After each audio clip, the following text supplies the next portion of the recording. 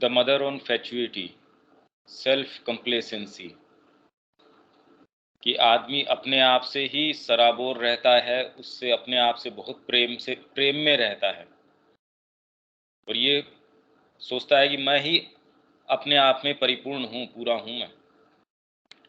फैचुइटी is one of the greatest of human stupidities. There is a very great difference between having faith in what can be done, the will to realize it, the certitude of the possibilities open in creation, and also the certitude that these possibilities will be realized, and self complacency। इन दोनों बातों में बहुत बड़ा अंतर है। ये अहंकार कि मैं पता नहीं क्या कर सकता हूँ, और एक ये भाव कि, और या ये फेथ कि क्या किया जा सकता है, उसको करने की विल आपके अंदर है, सर्टिट्यूड है। तो माँ एक जो काम कर रही है वो कोई सेल्फ कंप्लेसेंसी का उदाहरण नहीं है, वो तो जगदम्बा की क्रिया है। और एक दूसरा व्यक्ति कि हाँ सब कुछ कर देंगे, उसका भाव जो है अपनी ईगो के ऊपर टिका हुआ है। These are two things which turn their backs completely on each other। मतलब ये दोनों चीजें ऐसी हैं जो एक दूसरे के बिल्कुल विरोधी हैं, विपरीत हैं। कि आपका एक मूवमेंट तो इस फेथ से आए कि आपको डिवाइन की पॉसिबिलिटीज का पता है, आपका उसके ऊपर पूरा सर्टिट्यूड है कि आपके सामने क्रिएशन के अंदर जो जो संभावनाएं ओपन है, खुली हैं, और उनको ये सर्टिट्यूड कि आप उनको रियलाइज कर सकते हैं इसमें, और एक सेल्फ कंप्लेसेंसी जो कि जनरली सारे ही होते हैं। To be convinced that nothing is impossible if one puts in the time, energy, will, trust, sincerity and all else is very essential. भाई आप अगर विश्वास खो बैठो तो आप चेयर से भी कैसे खड़ा होऊंगा, अगर ये भी आपके अंदर विश्वास नहीं हो तो सोचो कितना मुश्किल हो जाए। आप हाँ ये तो कर ही लेंगे, भाई इतनी तपस्या करेंगे, इतना ये करेंगे तो मैं प्राप्त कर लूंगा। ये भाव भी आपके, ये भाव कि इतनी मैं रीडिंग करूंगा, इतना ये करूंगा, इससे साधना हो जाएगी, ये भी अपने आप के अंदर आत्मतुष्टि है कि मैं अपने संसाधन साधन के माध्यम से और भगवान को हस्तगत कर लूंगा। जबकि ये एक मूवमेंट दूसरा है, जो आंतरिक मूवमेंट है, आपका ट्रस्ट है परमात्मा के ऊपर। जो कुछ भी है आपका कुछ भी बिगाड़ नहीं हो सकता, अशुभ नहीं हो सकता वो। और एक ये कि इतना कर लेंगे, हम अपनी शक्ति से इतनी तपस्या करेंगे, ये काम तो कर ही लेंगे। इन दोनों में अंतर है। तामसिक से तो फिर भी बेटर है ये, अपनी आपकी एनर्जीज के अंदर आपका विश्वास होना, आपके डायनामिज्म के अंदर विश्वास होना। But to be self satisfied in any way whatever is always without exception is stupidity. ये हमेशा ही एक स्टूपिडिटी है। एक बहुत सूक्ष्म भेद है ये, हम तो इस बारे में जनरली, क्योंकि दूसरा मूवमेंट पता ही नहीं होता, जो माँ ये दूसरा मूवमेंट कह रही है उसका हमको अंदेशा नहीं होता, ये है या नहीं है, ये इससे तो हम भरे हुए हैं। And this is one of the things that takes you farthest away from the divine realization, for it makes you foolish, and it is at the same time one of the things most contrary to the goodwill of nature, for nature laughs at you immediately। वो आप पे हंसती है, मैं ये कर लूंगा। अरे आप तो खुद प्रोसेशन हो एक तरीके से। आप जिस आधार पे कह रहे हो कि आप सेल्फ सेटिस्फाइड हो, अरे मैं कितना, मेरी क्षमताएं कितनी जबरदस्त, मैं ये कर सकता हूं, तो प्रकृति हंसती है कि आप किसके ऊपर गुमान कर रहे हो। आपकी भौतिक देह के ऊपर, आपकी जो प्राणिक सत्ता है उसके ऊपर, आपकी मानसिक सत्ता है उसके ऊपर, मतलब किस चीज के ऊपर ये सेल्फ कंप्लेसेंसी है। तो नेचर हंसती है। You become an object of ridicule at once. Sincerely I tell you, and I have a sufficiently long experience of life. मेरे को काफी समय हो गया जीवन को जीते हुए। हालांकि वर्षों से आप कितना लंबा जियो इससे फर्क नहीं पड़ता।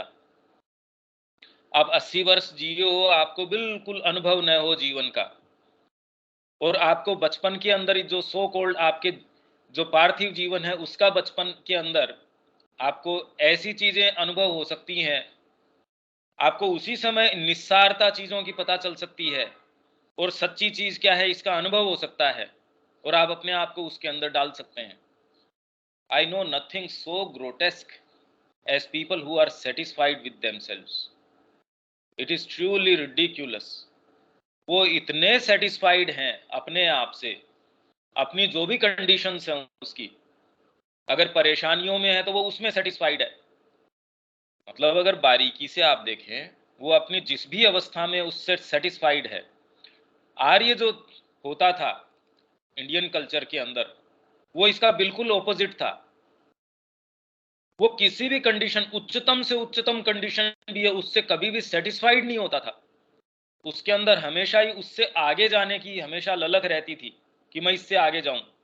वो आर्य है। और ये किसी भी अवस्था के ऊपर अगर आप सेटिस्फाइड हैं, ज्ञान के अंदर भी आके आप ये कहें हाँ अब मैं एक अच्छी पोजीशन में आ गया, किसी कला के अंदर आप कहते हाँ अब मेरा इसके ऊपर कमांड हो गया, अगर आप सेटिस्फाइड हैं तो इससे ग्रोटेस्क कोई चीज नहीं हो सकती। They make themselves utterly ridiculous. There are people like that. Some of them come to see Sri Aurobindo, telling him all that they were capable of, all that they had done, and all they could do, all that they had realized. And to Sri Aurobindo looked at them, and so Sri Aurobindo looked at them very seriously and replied, "Oh, you are too perfect to be here. It would be better for you to go away." मतलब बताइए, आप सूर्य के सामने दिया दिखा के ये कह रहा है देखो मैंने अपने जीवन में ये किया है। मतलब ये बात तो कोई भी व्यक्ति इसका एक उदाहरण कि कैसे सेल्फ कंप्लेसेंसी होती है, किन क्षणों के अंदर आती है, अगर मेरे को मिलता है तो वो मैं आपसे शेयर कर देता हूँ। बड़ी इंटरेस्टिंग चीज है वो, तो बहुत ही इंटरेस्टिंग चीज है। इसके अंदर अगर कोई आपके चीज हो तो आप इतनी देर मेरे से शेयर कर सकते हैं। शब्या जी कोई बात है इसके अंदर? पहले तो समझ तो आ रहा है ये कह क्या रहे हैं स्नेहा?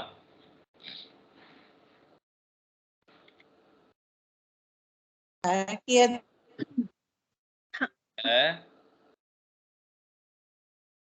संतुष्ट हो जाते हैं अपने जिस भी अवस्था में है उससे, तो आगे हमारा प्रोग्रेस होने का मार्ग रुक जाता है। हाँ, वो तो ठीक ही बात है।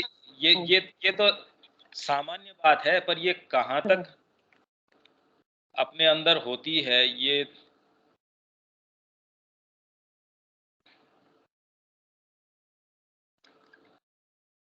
धीरे तो चीज मैं कहना, धीरे अगर अगर ये चीज नहीं होगी तो कॉन्फिडेंस कैसे आएगा, वो उठेगा कैसे कि मैं ये कर सकता हूँ। तो मैं तो कह ही रहा था ये बात कि पशु के स्तर के ऊपर ठीक ही है।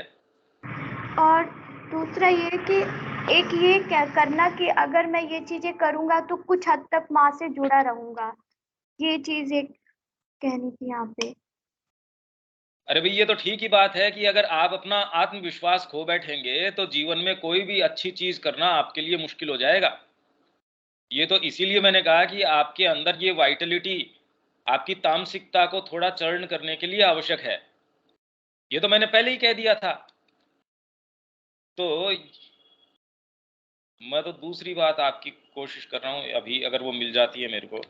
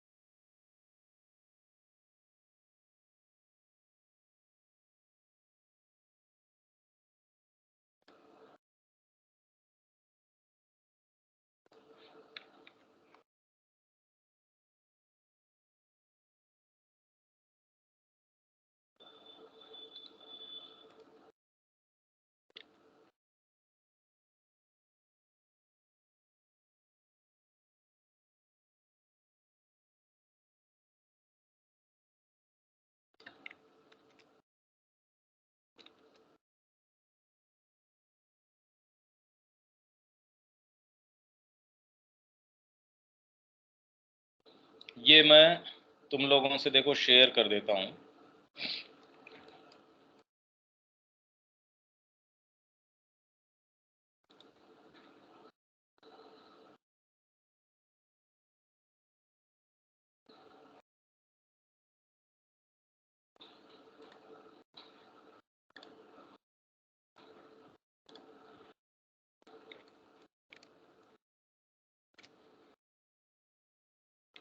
ये दिलीप कुमार रॉय लिख रहे हैं, नजर आ रहा है क्या? ये पूर्वी बंगाल में,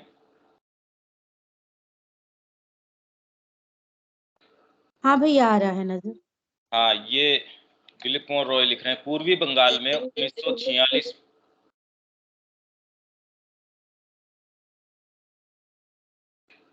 1946 में हजारों हिंदुओं का कत्ल व उनकी स्त्रियों से बलात्कार किया गया, उनके घरों को जलाया गया और उनकी लड़कियों का अपहरण कर लिया गया था। मैंने बहुत दुखित अनुभव किया, इसलिए अधिक क्योंकि मेरे अनेक मित्र मुझे शोक संतप्त हिंदुओं के लिए राहत कार्यों की भीषण तात्कालिक आवश्यकता के विषय में लिखते रहते थे। ये पेज 38 है,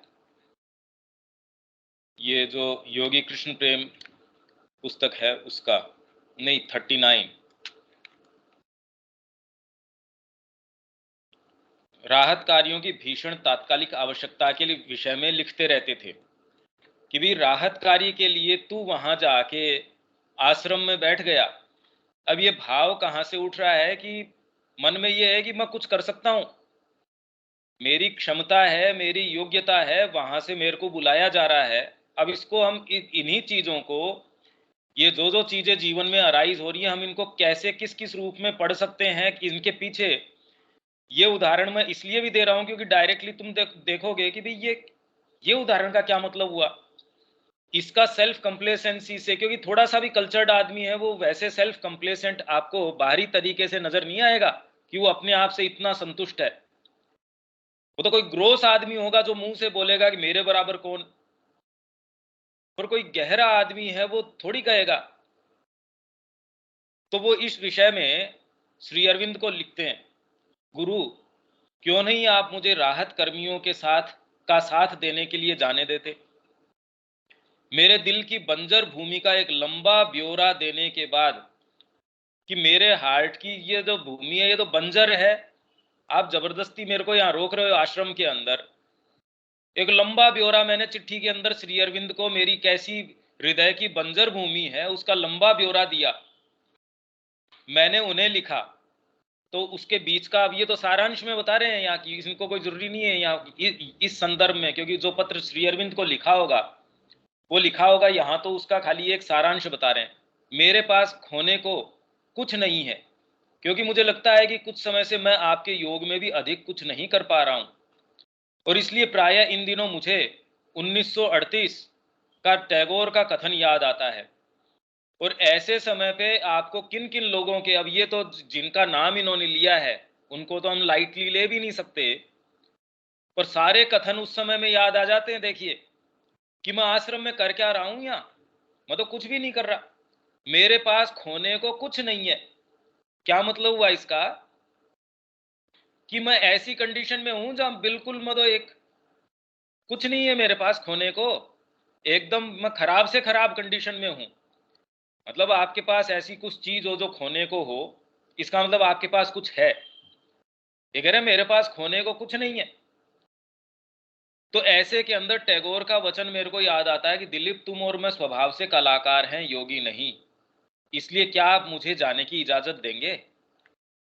इसके उत्तर में गुरुदेव ने लिखा, मतलब इसके ये भाव है कि मैं जाके राहत कर्म कर दूंगा, राहत कार्यों में तो फिर भी हाथ बटा लूंगा, या योग के अंदर क्या कर रहा हूं मैं कि मेरे को महसूस नहीं हो रहा कि मेरी प्रगति हो रही है, मेरे को महसूस नहीं हो रहा कि मैं ध्यान करता हूं तो मैं गहराई में जा रहा हूं, मेरे को ये हो रहा है वो हो रहा है। अगर आपको ये चीजें हो रही हो तो आप बिल्कुल सेल्फ सेटिस्फाइड रहते हैं, हाँ मैंने इतना मेहनत करी, इसका ये परिणाम आ गया। तो सामान्य जीवन के अंदर आपके लिए बहुत ज्यादा जरूरी है, जैसा कि ये विनीता अभी कह रही थी, पर जब आप एक ऐसा जीवन अपनाते हैं जिसके अंदर आपका आधार है आपका समर्पण, आप अपने आप को कितना निश्शेष रूप से मां को दे देते हैं। अब उनकी क्रिया को आप बार बार किससे आकलन करते हैं? मेरे अंदर ज्ञान कितना आया, मेरे अंदर ये कितना आया, मैं इतनी पुस्तक पढ़ लूं तो मेरे को ये इतना ज्ञान हो जाए, इतनी साधना हो जाए। हाँ, आप न करें उससे बेटर है, पर है तो बार्गेन ही। यही तो उन्होंने पत्र में लिखा कि माताजी के साथ ये मेस मैनेजर का सा जो व्यवहार है, आप किसी होटल में जाते हैं, आप उसको अपनी करेंसी देते हैं, आपने 10 रुपए का नोट दिया, आप कहते हैं 10 रुपए में ये आपने मेन्यू में लिख रखे हैं, आपको एक चाय मिलनी चाहिए या ये एक 10 रुपए में ये मिलना चाहिए, अभी जो भी है आपका मेन्यू कार्ड। वैसे ही आप माँ के पास जाते हैं, उनका ये कह रहे हैं आपकी करेंसी क्या है, जिसको आप कह रहे हैं समर्पण, भक्ति, आपकी निष्ठा, ये आपकी करेंसी है। ये आप माँ को दे के कहते हैं कि मेरे को अब सिक्योरिटी चाहिए, मेरे को अब मानसिक है, आध्यात्मिक है, शारीरिक है, मनोवैज्ञानिक है, ये सारी सिक्योरिटी मेरे को आपके अंदर से मैं सीख करता हूँ। और आप अगर ये मेरे को प्रोवाइड नहीं कर पाते तो मेरे पास पूरा राइट है कि मैं अपनी करेंसी वापस ले लूँ आपसे। मैंने आपको 100 का नोट दिया, आप अगर मेरे को वापस नहीं पकड़ा रहे हैं उसका सामान, तो मेरा वापस करो भाई पैसा। तो माँ अगर आपको वो चीजें नहीं दे पा रही है, यहां सेल्फ कंप्लेसेंसी किस चीज की? मेरे शक्ति सामर्थ्य, मेरा ये समर्पण कहीं नहीं है।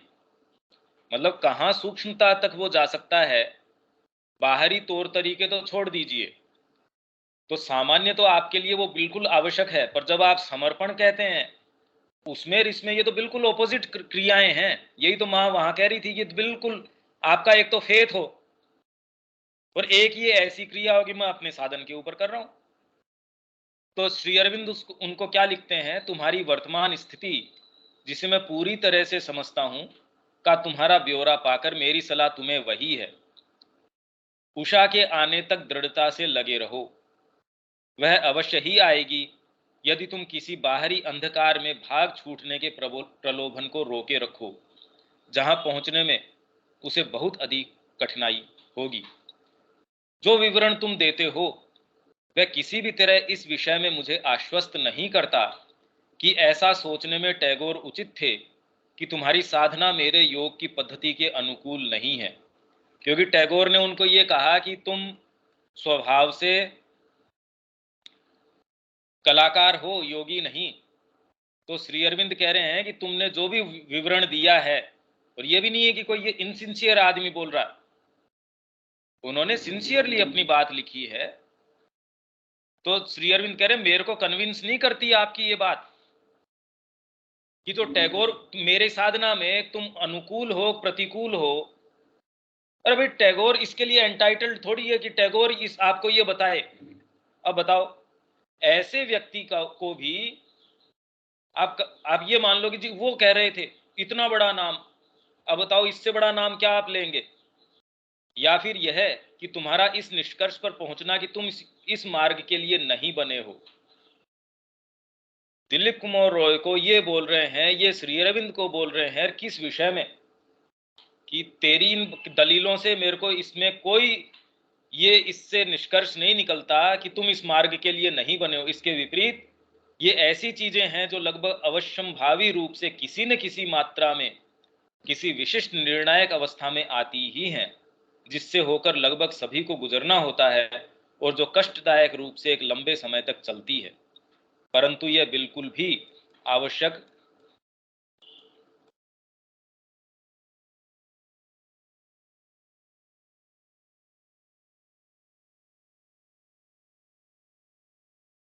नहीं कि वह निर्णायक या अंतिम हो। मतलब आपके रात आ गई, रात्रि का समय आ गया, तो वो लास्ट रात्रि हो या डाउट का पीरियड हो, ऐसा नहीं है। सामान्यतः यदि कोई दृढ़ता से लगा रहता है तो गहनतम अंधकार की रात्रि की अवधि लगभग प्रत्येक आध्यात्मिक अभीप्सु को उषा से पहले आती ही है। यह इस कारण आती है क्योंकि व्यक्ति को बिना किसी सच्चे मानसिक प्रकाश या जीवन में किसी प्रकार के हर्ष के सहारे के ही घोर भौतिक चेतना में निमग्न होना पड़ता है। क्योंकि ये चीजें सामान्यतः आवरण के पीछे चली जाती हैं। हालांकि जैसा कि प्रतीत होता है वैसे वे स्थायी रूप से खो या छूट ही नहीं जाती। यह एक ऐसी अवधि है जब संदेह, इनकार, शुष्कता, म्लानता और इसी के जैसी चीजें बड़े भारी वेग के साथ उभर आती हैं। देखिए ये चीजें अब कैसे बताई जाएं? ये तो जिसने सिंसियरली ये अपनाया है और जिसने इन कालों को, ये पीरियड्स जो आते हैं, इनको सहन किया है या इनको अनुभव किया है और ये कितने तकलीफदायक हो सकते हैं। आप में कैसे कैसे डाउट भरते हैं, ये कैसे ये कोशिश करते हैं आपके पाँव को वहां से हटाने की, कुछ समय के लिए प्राय पूरी तरह से आधिपत्य रखती हैं। इस अवस्था को सफलतापूर्वक पार कर लिए जाने के बाद ही सच्चा प्रकाश आने लगता है। तो आप अगर ये सोचें कि मैं ये काम कर लूं, तो आपसे तो खाली एक चीज की मांग करी जा रही है, आपकी सिंसियरिटी। आप माँ के प्रति अगर सिंसियर हैं तो क्रिया वो करती हैं। आपको अपनी इंडिविजुअल कैपेसिटी का भान हो सकता है। देखिए हम यहाँ बातें जो कर रहे हैं वो गहरे पर्सपेक्टिव से कर रहे हैं, हम सामान्य जीवन की बात नहीं कर रहे इसमें, क्योंकि हमारा तो वो यहाँ मकसद भी नहीं है, भी प्रयोजन वो बातें करना नहीं है। यहाँ तो गहरे जो मुद्दे हैं हमारे, उनकी बातें करना है। वह प्रकाश जो मन का नहीं अपितु आत्मा का होता है। नहीं तो प्रकाश सारों को ही आया हुआ है, सबको अपने अपने तरीका का ज्ञान है। पर ये वाली जो चीज है, तो क्या दिलीप कुमार रॉय को ज्ञान नहीं था? मतलब उससे पहले ही वो कोई सामान्य व्यक्तित्व तो थे ही नहीं। कौन सा प्रकाश आने लगता है? मतलब आपकी जो ये ग्रंथि है सेल्फ कंप्लेसेंसी की, मैं इतना कर लूं तो ये हो जाएगा, मैं वहां जाके कुछ कॉन्सर्ट्स ऑर्गेनाइज करूंगा तो इतने के अंदर बंगाल के लिए राहत सामग्री में इकट्ठी कर पाऊंगा, मैं कुछ लाख रुपए इकट्ठे करके वहां दे दूंगा, तो उससे जो विस्थापित हैं, जिनके घर टूट गए, भाई आज कोरोना के अंदर किया ये लोगों ने, और अच्छी बात है, पर उसको और आप आध्यात्मिकता को दोनों एक कटघरे के अंदर, एक दायरे के अंदर नहीं लेके आ सकते। और उनका आकलन, आध्यात्मिक व्यक्ति ने इतनी राहत सामग्री नहीं पहुंचाई, किसी दूसरे ने पहुंचा दी, इससे एक कम या एक ज्यादा नहीं हो जाता। निसंदेह प्रारंभिक अवस्थाओं में कुछ हद तक आध्यात्मिक प्रकाश आता है और कुछ को तो काफी हद तक आ जाता है। हालांकि ऐसा सभी के साथ नहीं होता, क्योंकि कुछ को तो तब तक प्रतीक्षा करनी पड़ती है जब तक कि वे अपनी मानसिक, प्राणिक और शारीरिक चेतना में से अवरोधनकारी पदार्थ को हटा न दें, जो आपको रोकता है ऐसे पदार्थ को। वही बात आ गई इसके अंदर। शारीरिक चेतना में कोई ऐसी चीज है जो अपने ऊपर विश्वास रखती है, मैं कर लूंगा। मानसिक और प्राणिक चेतना के अंदर अपने अपने तरीके, हाँ हम अपने इस तरीके से कर लेंगे, ये अवरोधन है। आप में कितनी भी ऊंची से ऊंची भी क्षमता होगी, आप अपनी क्षमता से परमात्मा के विधान को कैसे जान सकते हो? फिर भी कहीं डीप डाउन, हाँ, आत्मा के अंदर ये सच्चा भाव है, वो बिल्कुल जानती है। इसीलिए रेवलेशन एक चीज है, अहंकार एक अलग चीज है।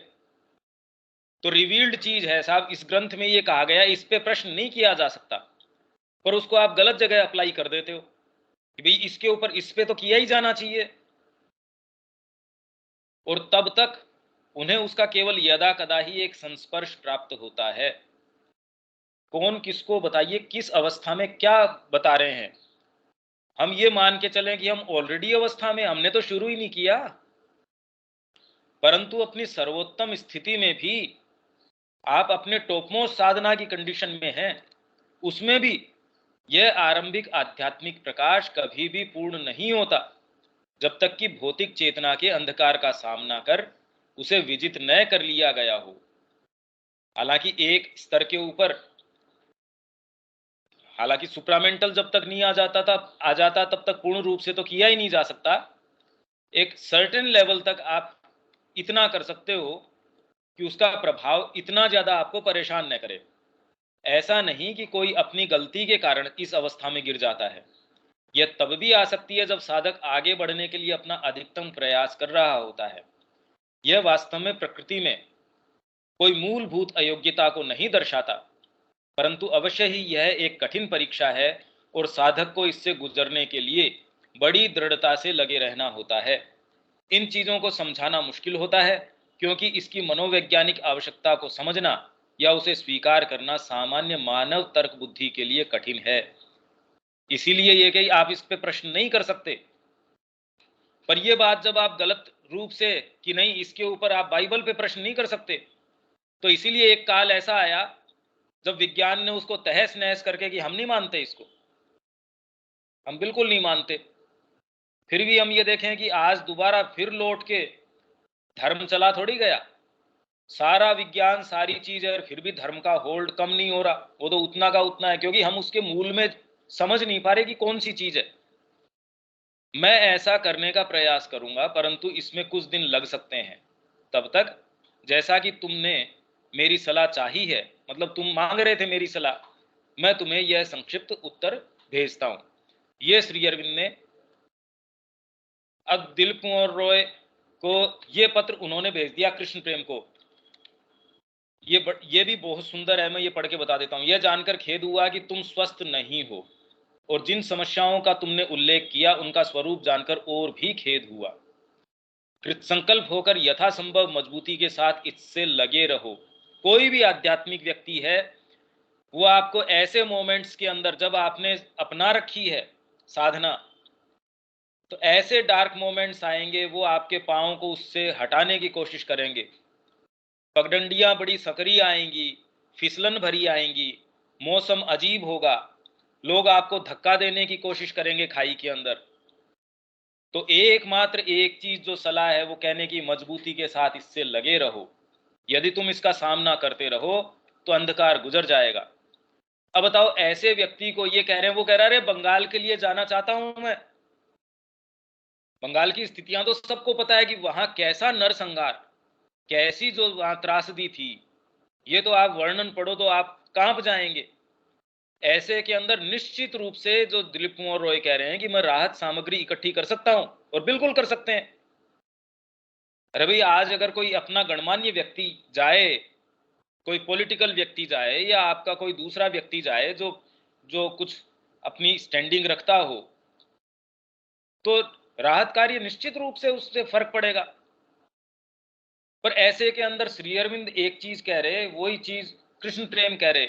अब सामान्य बुद्धि से अगर हम उस समय हो तो हम ये कहेंगे इनको प्रैक्टिकल सेंस नहीं है। देखिए, ये करने से तो होगा, ये हमारा अपनी साधनों संसाधनों के अंदर विश्वास। याद करो मैंने जहाज और दिशा सूचक के बारे में क्या कहा था। क्या होता है इसका विचार मत करो, अपने मन को श्री कृष्ण के चरणों में लगाए रखो। सदा यह याद रखो कि तुम उनके हो, न कि अपने आप के।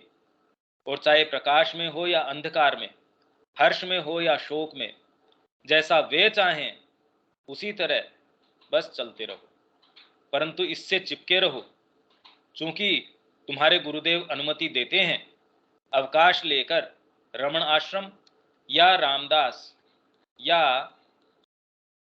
अन्य किसी भी स्थान पर जाओ, परंतु तुम्हारे पुराने जीवन में लौट जाने के विचार को क्षण भर के लिए भी तूल न दो।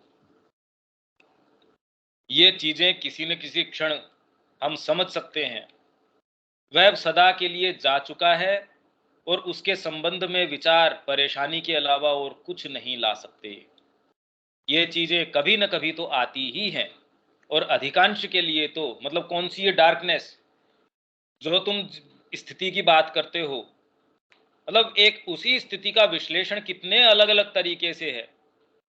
जो चीजों के सत्य को देखना जानता है वो ये कहता है नहीं, यहाँ चुपचाप रहो, चाहे आपके हृदय की बंजर भूमि कैसी भी हो, स्टे पुट, यहीं लगे रहो श्री अरविंद के पास। और मुझे लगता है वास्तव में तो सभी साधकों के लिए कभी कभी बार बार आती रहती हैं ऐसी रात्रियां। रूप भिन्न हो सकता है, परंतु कारण समान ही रहता है। क्या कारण रहता है आपके पांव को उधर से हटाने का? आत्मा की ऊर्ध्व गति में हमारी निम्न प्रकृतियों पर राज करने वाली शक्तियों का विरोध। जब आत्मा आपको आगे लेके जाती है, देखिए ये जनरली लोगों के साथ इसकी कोई चिंता का विषय होता नहीं। वो कहते जरूर हैं विरोधी शक्तियां, एडवर्स पावर्स, क्योंकि उन्होंने महाश्री अरविंद का पढ़ लिया, इसलिए ये शब्द को रेटरिक की जैसे काम में लेते हैं। इसलिए वो अपनी निष्कर्मण्यता को मंडते हैं। जैसे माँ ने भी एक जगह कहा कि सुविधाजनक तरीके से आप कह देते हो विरोधी शक्तियां मेरा विरोध कर रही हैं। अरे आप काम ही नहीं कर रहे, विरोधी शक्तियां तो तब करेंगी, आप तो बिल्कुल तामसिक हो। पर ये एक कारण है जो वास्तव में इस मार्ग में है और सिंसियरली चल रहा है, तो कैसे भी काल। और जोरदार बात यह है कि आपकी सोच समझ, आपकी सारी विवेक शक्ति को ये आच्छादित कर देती है, उसको ये कहती है इसका इससे क्या संबंध है भाई, निम्न प्रकृति से क्या संबंध है। मैं तो ये कह रहा हूं बंगाल में मैं जाके आ रहा हूं, इसमें निम्न प्रकृति क्या करेगी, आश्रम में क्या जय कर रहा हूं मैं बैठ के। अब क्या तो प्रश्न है, क्या जवाब दिया जा रहा है, हम ये कहेंगे यार कि ये तो असंगत है, तो बिल्कुल सच्चा जवाब हो रहा है ये। स्वाभाविक रूप से जब वह ऊर्ध्व गति सच्ची होती है या जिसके सच होने का पूरा विश्वास होता है, केवल तभी उन शक्तियों को अपना राज्य खतरे में लगता है, उससे पहले कोई खतरा नहीं है। भाई आप आराम से उनके चंगुल में हो, उनको क्या खतरा है आपसे। पर जब अगर आप सिंसियरली इसके अंदर चलते हैं और उनको ये थोड़ा सा महसूस हो जाता है कि नहीं नहीं ये भेड़ तो अपने दायरे से बाहर चली जाएगी, तब आप उसके ऊपर विशेष ध्यान रखते हैं। बाकी तो चरागाह में छोड़ रखा है, आपको पता है ये कहीं भाग के नहीं जाने वाली, इनफैक्ट अगर कहीं चली भी जाती है वापस आ जाएगी शाम को खाना खाने के लिए, उनको कोई चिंता नहीं है। तो हम तो जनरली भेड़े हैं, उनको कोई खतरा थोड़ी है इससे कि ये कहीं चला जाएगा, बिल्कुल नहीं जाएगा। ज्यादातर हम में से तो शरीर के ही गुलाम है, उसको ही छोड़ के नहीं जा सकते। और बताइए, और मतलब क्या खतरा है हमसे कि हम कहीं चले जाएंगे। तो इसीलिए जब मैं कई उदाहरण कुछ देता हूं तो कुछ लोगों को बड़े ऑफेंसिव लगते हैं। वो इसी कारण लगते हैं क्योंकि वो वही है, उनको इसलिए ऑफेंसिव लगता है। वो अपनी ही दुनिया के अंदर कह रहे हैं हमको तो साक्षात्कार भी हो गया, माँ की वाणी भी सुनाई दे दी, हृदय में सुनता है हमको तो, श्री अरविंद को पढ़ते आता जोर, माँ की वाणी को भी एकदम तटस्थ तरीके से कि उसमें से अर्थ क्या निकल के आ रहा है। हम तो माँ की वाणी पढ़ रहे हैं, पर उसमें हम जो चाहें वो अर्थ प्रत्यारोपित करके फिर पढ़ना चाहते हैं कि हमारी जो व्यवस्था है उसमें हमारी दुकान को, हमारी पद है, प्रतिष्ठा है, हम सारे दिन जो जो कर रहे हैं उसमें व्यवधान नहीं आना चाहिए। तो आप वो कहलवा लो जो माँ से जो आप चाहते हैं वो उनके मुंह से कहलवा लो बस। तो ये इसकी कड़ी बिल्कुल स्पष्ट आ गई। यही नहीं, वे ऐसा केवल हमारे अंदर की किसी कमजोरी या कुंठित कामनाओं से जन्मे आंतरिक रोष या विषाद को काम में लेकर ही कर सकती हैं। मैं इसके आपको खरे उदाहरण तो नहीं दे सकता क्योंकि आप उसको रिलेट नहीं कर सकते उन उदाहरणों से कि आप में कोई कुंठित कामनाएं हैं, लंबे समय से आप आश्रम में हैं या आप कोई ऐसे मार्ग में हैं, ये चीजें कोई भी आपकी कुंठाएं हैं किसी भी रूप के अंदर आके ऐसे ऐसे प्रैक्टिकल उदाहरण आप समझ नहीं सकते उन उदाहरणों को, मुश्किल है। जैसे जादूगर को अपने जादू करने के लिए अपने होने वाले मोहरे की किसी चीज की जरूरत होती है, जैसे कोई बाल का गुच्छा है, कपड़े का टुकड़ा है, उसी प्रकार इन शक्तियों को अपनी माया कर सकने के लिए हमारे अंदर आधार के रूप में किसी कमजोरी की आवश्यकता होती है, चाहे कोई भी हो, छोटी सी भी। आप शरीर की कमजोरी से नहीं उठ पा रहे, अब साइकोलॉजिकल कमजोरी है, मैं जैसे सोच रहा हूं वो ही सही है। और वास्तव में अगर आपने अपने माइंड को बहुत डेवलप किया, बरसों से आप श्री अरविंद को पढ़ रहे हैं, अब माइंड तो आपका एक दुर्ग की जैसे बन गया, अभेद्य दुर्ग की जैसे आपने माइंड को बना लिया। अब उसके अंदर आपके अपने तरीके का सोचना समझना ये सब है, क्योंकि अभी भी मूवमेंट ये नहीं आया कि मेरा कुछ भी है वो माँ का है। भाई ये दुर्ग क्या है, ऐसे हजारों दुर्ग हों, माँ के चरणों में ये मूवमेंट आए तब तो दुर्ग वैसे बनते ही नहीं। फिर तो आप एक ऐसी विशाल चीज के ऊपर आधारित होते हो जो डगमगा नहीं सकती। पर तब तक क्या होता है, मैंने इतना अध्ययन कर लिया, मैंने इतना चिंतन किया है, आम व्यक्तियों की बात नहीं, हमने पहले भी मेंटल फोर्ट्रेस की बात पढ़ी थी जो पिछले हम वॉल्यूम में पढ़ के ही गए थे। तो आधार के रूप में किसी न किसी कमजोरी की आवश्यकता होती है। जब भी इस प्रकार के विचार उभर कर आए तभी श्री कृष्ण के चरणों का ध्यान चिंतन करते हुए इन्हें अपने से दूर रखो और उन्हें तुम्हारे अपने विचार मानने से मना कर दो। ये मेरा सोचने का तरीका है। देखो मैं ऐसे सोचता हूँ, ये इसका मेन आधार है, ये डंक है इसका।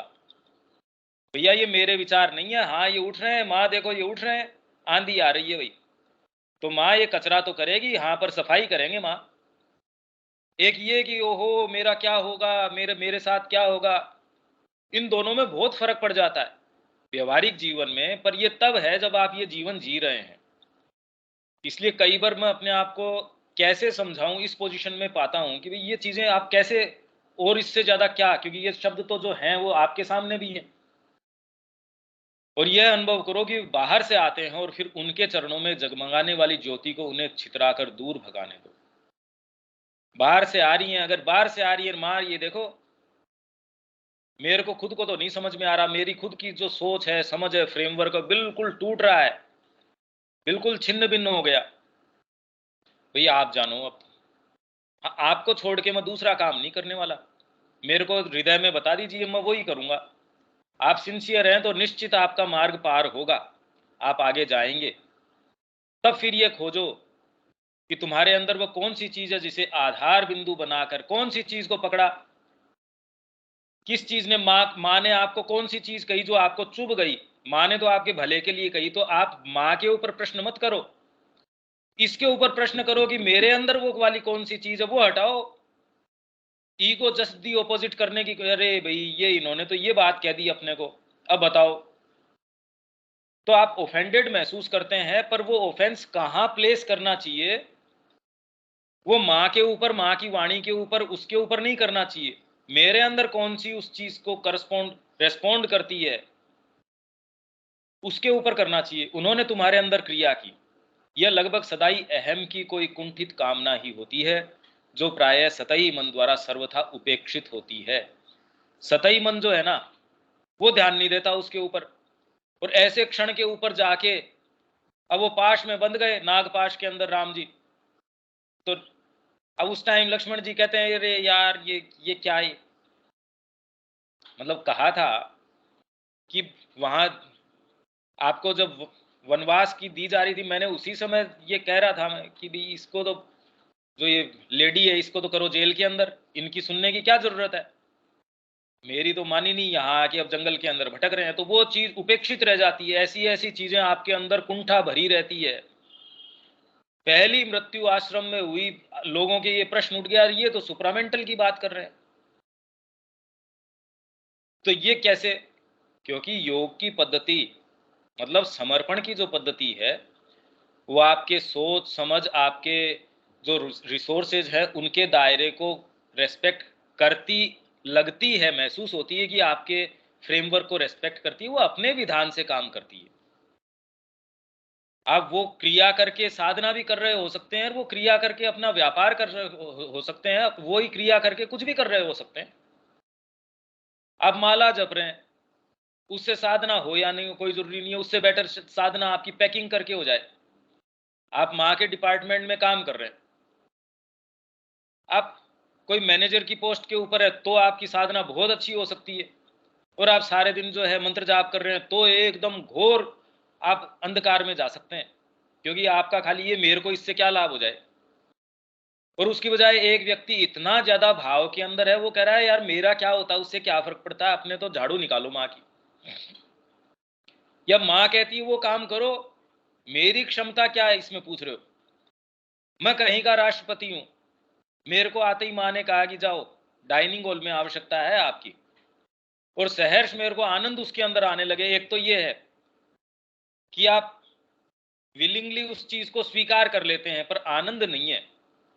अपने सेल्फ विल को माँ की विल से जोड़ देते हैं, तो उसमें कहते हैं हाँ माँ ने कहा है अच्छा ही होगा, वो भी बहुत बड़ी बात है। आनंद नहीं आ रहा, और एक अगर उसमें ही आनंद आने लगे, वो तो कहना ही क्या, ये तो पराकाष्ठा हो गई उस चीज की। जो माँ कह रही है उसमें आपका आनंद शामिल हो जाना, कि आपको आनंद ही उसमें आता है जो माँ कह रही है। पहले बात तो खुद की विल को सबड्यू करना माँ की विल के सामने, यही नहीं हो पाता। देखिए मैं जो बातें कर रहा हूं ये बहुत ज्यादा सूक्ष्म पॉइंट्स हैं, और ये जब आप प्रैक्टिकली ये जीवन जी रहे होते हैं तब मायने रखते हैं। अदरवाइज तो अब मैं कितना अपने आप को क्लियर कर पा रहा हूं मेरे को नहीं पता। बहरहाल जिस भी तरह हो, बस इससे लगे रहो, चिपके रहो, पीछे मुड़ने की तो सोचो भी मत। जिस क्षण तुमने ऐसा किया, उसी क्षण अपने प्रयोजन में पुष्ट होकर ये शक्तियां अपना माया जो जाल छोड़ देंगी और तुम बड़े भारी रूप से अफसोस करोगे। जैसा कि हम में से कुछ जने कर ही रहे हैं कि अरे ये क्या हुआ। जिन कारणों से आपने वो जीवन या कोई भी आपने अगर एक बार वो पकड़ ढीली करी, अरे ये शक्तियां तो बैठी हैं इस तैयारी के अंदर कि एक बार आपकी पकड़ कैसे भी ढीली हो जाए हम उठा ले जाएंगे। यूं ही हमारी जो शरीर की और की सारी वृत्तियां हमको एनी टाइम हाईजैक किए रहती हैं। अगर हमने ये थोड़ा सा भी ढीला अपने आप के संकल्प को छोड़ दिया, अपने समर्पण को ढीला कर दिया, कहना ही क्या। और सामान्य व्यक्ति को ये क्यों नहीं महसूस होता? क्योंकि वो अपनी जो रिसोर्सेज हैं, अपनी जो क्षमताएं हैं, शक्तियां हैं, उसके जो अपने सोर्सेज ऑफ सिक्योरिटी हैं, मैंने इतना पढ़ लिया, अब मेरे को श्री अरविंद की पद्धति का इतना ज्ञान हो गया, वो उसमें बड़ा ऐसे आधार महसूस हो रहा है कि मैं एक सिक्योर ग्राउंड के ऊपर हूं। मैं एक आश्रम चला रहा हूं, मैं एक सेंटर चला रहा हूं, मैं इवन माँ के सानिध्य में हूं और मैं ये काम कर रहा हूं, मेरी साधना हो रही है। मैं इतना ईमानदारी से देखो माँ का सुबह से लेके शाम तक काम करता हूं तो मेरी साधना हो रही है। अब वो कोटेशन तो मैंने आपको बता ही दिया था। माँ उनको क्या कहते हैं कि तेरे को जीवन में तब से लेके आज तक खाली तेरे अपने आप के अलावा और किसी से मतलब ही नहीं रहा। जो व्यक्ति वास्तव में ये कह रहा है कि मैं सुबह से लेके शाम तक माँ के अलावा दूसरी चीज नहीं सोचता और ईमानदारी से वही उनके कमांड्स को कैरी आउट करता हूँ, माँ जब उनको ये कह रही है तो हमको साइकोलॉजिकली देखने की आवश्यकता है कि इसमें क्या चीजें निहित हैं, इसमें गहराइयां कितनी है, छलावे कितने हैं हमारे नेचर के अंदर। हमारे लिए कोई प्रत्यावर्तन या पीछे मुड़ना हो ही नहीं सकता दिलीप। हमने जो पीछे छोड़ दिया है वह नष्ट हो चुका है और यह सोचना निरा भ्रम है कि हम उसे पुनः प्राप्त कर सकते हैं। वह जा चुका है और भले हमें अच्छा लगे या न लगे, शोक में हो या हर्ष में, हमें चलते ही रहना होगा। ये उन लोगों के लिए है जिन्होंने मार्ग अपनाया है। उनको ये लगे कि मैं ड्राईनेस में आया हूं, मैं अंधकार में आया हूं, तो भी चलते रहो। आप बिल्कुल नष्ट होने के कगार पे हैं तो भी चलते रहो, क्योंकि किसी भी क्षण ये तो माँ का मार्ग है। आप अपने रिसोर्सेज पे थोड़ी चल रहे हैं। आपको लग रहा है नष्ट हो रहा है, वो तो माँ जानती है कि वो नष्ट भी उनके पूरे व्यू में तो कोई नष्ट हो ही नहीं सकती। अगर उनके आधार पे आप चल रहे हैं तो कोई चीज गिरना है तो भी आपके लिए वो कल्याणमय ही हो सकती है किसी भी तरीके से। आप अगर उड़ान भर रहे हैं तो भी कोई अच्छा हो, आवश्यक नहीं कि ये अच्छा हो। यहां तक कि पीछे मुड़ने की कोशिश भी मत करो। ऐसा करना केवल हमारे मस्तिष्क को चकरा सकता है और हमें जो नजर आती हैं वे केवल छलपूर्ण मृग मरीचिकाएं हैं। ये सारी मृग मरीचिकाएं हैं। तो अब ये कितना लंबा है,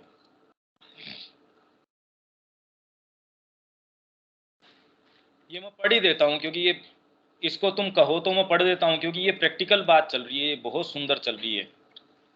स्नेहा, इसको मैं पढ़ दूं क्या आगे?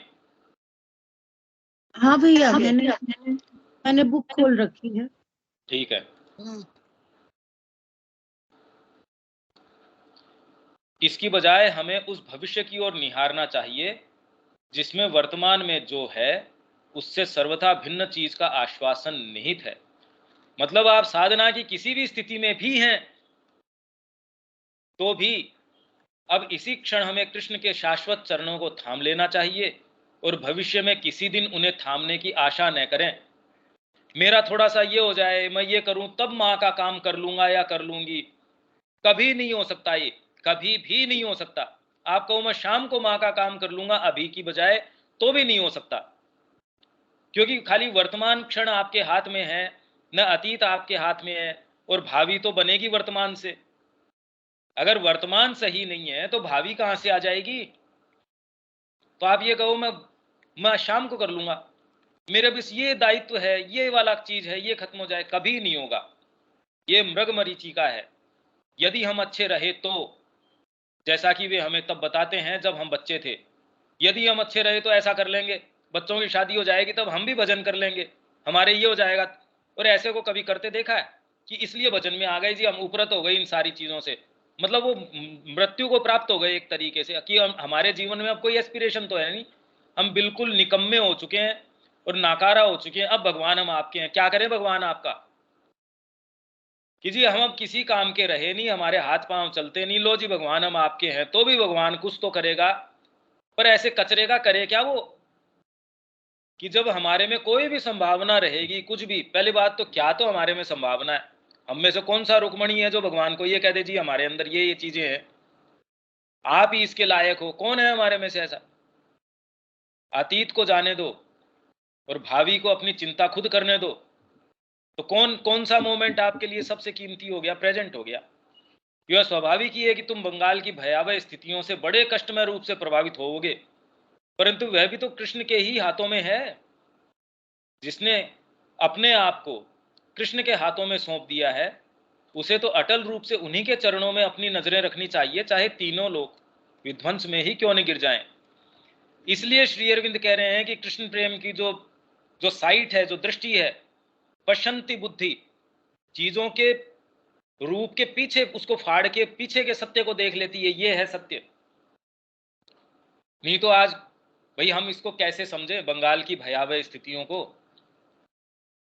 आज भी अगर कहीं इस तरीके की त्रासदी है तो हम कह रहे हैं हम यहाँ क्या कर रहे हैं, राहत कार्य तो करना ही चाहिए, इसमें ये करें इसमें वो करें, और कोई दूसरा कहता है नहीं शांति से बैठे रहो। तो आश्रम में कितना कोई राहत कार्य तो चल नहीं रहा था, क्या चल रहा था उसमें भी, सुबह उठना, आराम से जो भी वहां प्रक्रिया रही होगी, माँ को प्रणाम करके आना, फिर आप जिस भी डिपार्टमेंट में हो वहां जाके शांति से काम करना। उसमें भी कोई बहुत ज्यादा कोई ऐसा नहीं है जैसा व्यापार के अंदर होता है, कई कई व्यापार में कि भयंकर आपको गंभीर उसमें काम करना, ऐसा तो कुछ है नहीं। समय पे दोपहर का भोजन हो गया, फिर आपका आराम हो गया, फिर शाम को हो गया, फिर शाम को माँ के पास आके ध्यान के लिए, चाहे प्लेग्राउंड में हो कहीं भी हो। तो ये एक सामान्य सी प्रक्रिया है। तो आप में अगर इस तरीके की चीज हो तो आप परेशान होते कि भाई मैं क्या करूं, जीवन में तो कुछ हो ही नहीं रहा, क्योंकि आपका लगाव अभी भी कहीं है। भाई कोई बैंक डूब रही है, आप परेशान नहीं होंगे, तब परेशान होंगे जब आपका उसमें कुछ न कुछ इन्वेस्टमेंट होगा। अरे यार मेरे उसके अंदर 100 रुपए लगे हुए थे, तो भी आप कहेंगे अरे 100 रुपए लगे हुए थे, थोड़ा आपके उसमें ये, और ये अगर बड़ा इन्वेस्टमेंट आपका उसमें, तो आप बिल्कुल गड़बड़ा जाते हैं। ये बातें कहने सुनने के लिए तो ये लगती है हाँ हम कर लेंगे, पर जब एक्चुअल हमारे सामने होता है, हमारे परिवार का कोई नियर एंड डियर हमारे सामने कोई चला जाता है, या हमारा अपना जो फ्रेमवर्क है, क्योंकि हमारा इन्वेस्टमेंट तो परिवार में, क्योंकि मेरे से संबंधित है ना वो, अरे अभी चला जाने की क्रिया तो पूरे संसार में हो ही रही है, तो उस वाले से ही विशेष मेरे क्यों फर्क पड़ना चाहिए, क्योंकि उससे संलग्नता है, उससे अपने मैं का दायरा है, व्यक्ति विशेष से थोड़ी कोई फर्क है। अब इसके बारे में ये पत्र, ये जो कृष्ण प्रेम का पत्र है, ये इन्होंने भेज दिया श्री अरविंद के पास में। श्री अरविंद का जो पत्र है, पहले तो इन्होंने श्री अरविंद को लिखा, श्री अरविंद का जो जवाब था वो भेज दिया कृष्ण प्रेम के पास। अब कृष्ण प्रेम का जो जवाब है वो भेज दिया श्री अरविंद के पास।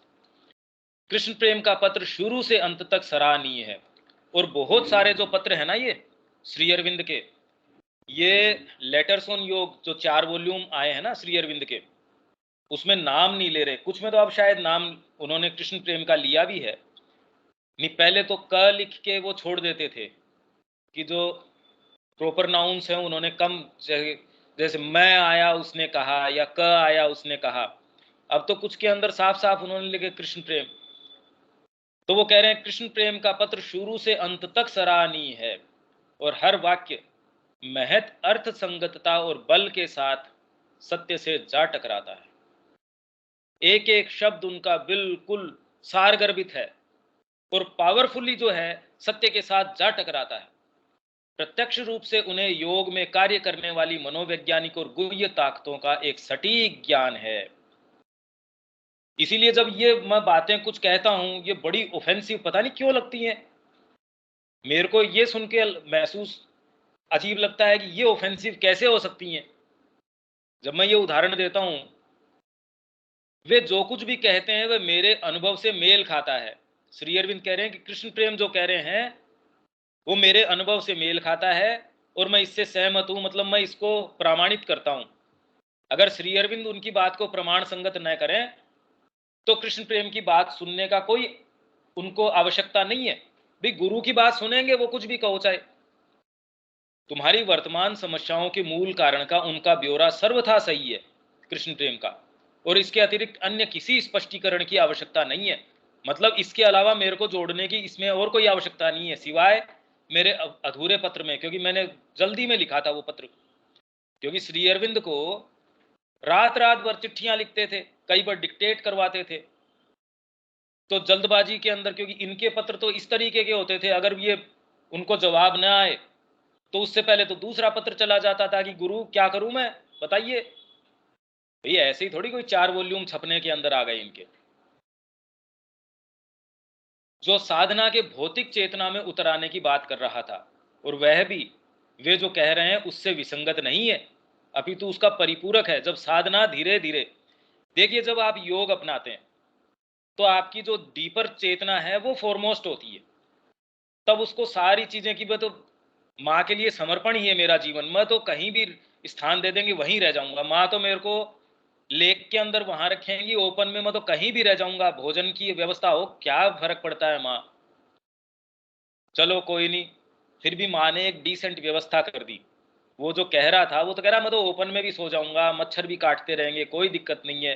भोजन तो मैं वहां से आके यहाँ 15 किलोमीटर साइकिल चला के भी माँ आ जाऊंगा, कोई मेरे को दिक्कत वाली बात नहीं है, बस आपके लिए मैं तो यहाँ जीवन दे रहा हूँ। सारी बातें और बिल्कुल सही है। पर जैसे ही उसने उसको माँ ने रखा, अब धीरे धीरे, क्योंकि वो तो एक ही पार्ट है भाई। ऐसा है मानिए कि आप एक पूरा एक टूर लेके गए हैं बच्चों का, माइक्रोफोन पे आके एक जो अच्छी कविता करके चला गया, अब दूसरा बच्चा आता है वो अपने तरीके की वाणी कहता है। अब आपको पता नहीं कि ये टीम है, आप तो सोचते हो कि वही एक ही बच्चा बार बार अलग अलग चीज बोल रहा है, पर आपकी जो भौतिक चेतना ऊपर आती है वो अपने रंग दिखाती है, धीरे धीरे कहती है माँ ये खाना तो मेरे को अच्छा नहीं लग रहा, इतनी दूर से मैं चला के आता हूँ साइकिल, अब धीरे धीरे घुटनों में दिक्कत होने लग गई, चाहता तो मैं हूँ और सिंसियरली उसको लगता भी है। मैं ये नहीं कह रहा कि सारे इसी तरीके के हैं, पर एक एक एक एक चीजें धीरे धीरे कड़ियां जुड़ती जाती हैं, तो जो आके जुड़े थे वो धीरे धीरे धीरे धीरे चले जाते। इस कथन में भी वे सर्वथा उचित हैं कि इन भारी आक्रमणों का कारण भी तुम्हारा साधना को सच्चाई के साथ लेना, और कहा जा सकता है प्रकाश के राज्य के द्वारों के समीप पहुंचना ही था। जब आप साधना सच्चाई से अपनाते हैं और प्रकाश के राज्य, जो साम्राज्य है प्रकाश का, उसके द्वारों के जब निकट पहुंचते हैं ना, तो वहां के द्वारपाल आपके साथ ये सारी चीजें करते हैं कि आपको कैसे दिखा दी जाए वैसी चीज। सबसे जो कीमती चीज है, यहाँ किसी छुट भैया नेता से आप मिलने जाओगे वो आपको ऐसे ही नहीं मिलने देंगे। ये ऐसी जो सबसे कीमती चीज है वो ऐसी मिल जाएगी आपको, आपके अपने साधनों संसाधनों के माध्यम से। हमने ये बात यहीं से शुरू करी थी, जो सेल्फ कंप्लेसेंसी, हम इसको सामान्य स्तर पे नहीं ले सकते। मैं इतना इसको विस्तृत इसलिए लेके जा रहा हूं कि ये कहां तक इसकी जड़ें जमी हुई हैं। सत्य के राज्य तक भी ये चली जाती हैं। आपका मैं, मेरा अपना जो सामर्थ्य है, मेरी क्षमता है, योग में इतने इतने मेरे को अनुभव हो गए, अगर वास्तव में वो हो गए और आप में अगर समर्पण भाव नहीं है, सच्चा भाव नहीं है, तो वो आपके लिए लाइबिलिटी बन गए। आपके ऊपर अगर ऊपर जा रहे हैं तो धीरे धीरे वजन बनता जाता है। जितनी ऊपर की चढ़ाई आप करते हैं, आप बिल्कुल तोल के कि इतना पानी लेके जा सकता हूं या नहीं जा सकता, एक समय बाद आप ये कहते मेरे खुद के शरीर का वजन भी मेरे से तो सहन नहीं हो रहा। तो ये जो प्रकाश के राज्य है उनके द्वार यूं ही थोड़ी खुल जाएंगे आपके लिए, आप अपने शक्ति सामर्थ्य से चले जाएंगे। मैं तो बिल्कुल, हाँ, तो ये फैचुइटी जो है सामान्य स्तर के ऊपर तो हिपोक्रेसी के रूप में दिख ही जाती है, ये तो बिल्कुल फालतू आदमी है, फिर भी इसके इतना अहंकार। तो वो तो व्यापार में भी आपको ठीक कर देते हैं लोग। सामान्य व्यवहार आप जब करते हो तो बाजार आपको आपके सेंसेस में ला देता है। पर आप में अगर क्षमता है, आप थोड़े कलाकार अच्छे हैं, आप में गाने की, किसी और चीज की क्षमता है, अब आपके अंदर ये फैचुइटी आ गई कि पता नहीं मैं तो क्या ही हूं, ऐसा उन ताकतों को सदा ही प्रचंड क्रोधोवेश में भर देता है और वे साधक को पीछे मोड़ने के लिए अपनी एड़ी चोटी का जोर लगा देती हैं या उसके लिए हर संभव अवसर काम में लेती हैं, और संभव हुआ तो अपने सुझावों, अत्यंत उग्र प्रभावों के द्वारा तथा इस प्रकार की परिस्थितियों में अधिकाधिक उठने वाली हर प्रकार की घटनाओं को अपने निहित प्रयोजन हेतु प्रयोग में लाने के द्वारा उसे पूर्णतः पथ से हटा देने का प्रयास करती है ताकि वह द्वारों तक न पहुंच पाए। मतलब इन्हीं का ही बेटा, चलो नाम क्यों ले, कि साधक गया, छोटा बच्चा है साधक का, लेडी है, वो बीमार है, बड़ा सीरियस है, कहता, वो लेडी कहती है गुरु मेरे तो बच्चे की है। गुरु कहता नहीं, अगर उसको ये महसूस हुआ कि नहीं, वापस नहीं जा सकते, आप जिन नाव से आए हैं वो तो जला दी गई हैं। कहने का मतलब जब आप आध्यात्मिकता में पदार्पण करते हैं, वो ही मार्गों के ऊपर दोबारा जाने की न तो आपको अनुमति है, न ये सेफ है।